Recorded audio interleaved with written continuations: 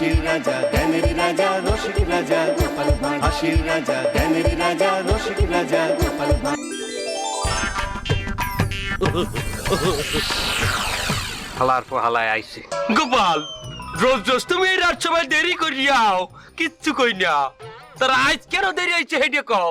শোনেন মহারাজ, আমার বুদ্ধির কাহিনী, আমার বুদ্ধির বারে এখন অনেক কিছু অনেক জায়গায় হইয়া যায়।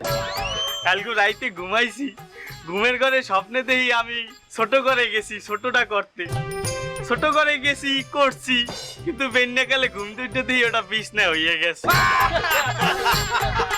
তারপর মহারাজ শোনেন, গিন্নি টের পাওয়ার আগে আমি খাতা কাপড়টি ধুইয়া হুগাইয়া পরে তুই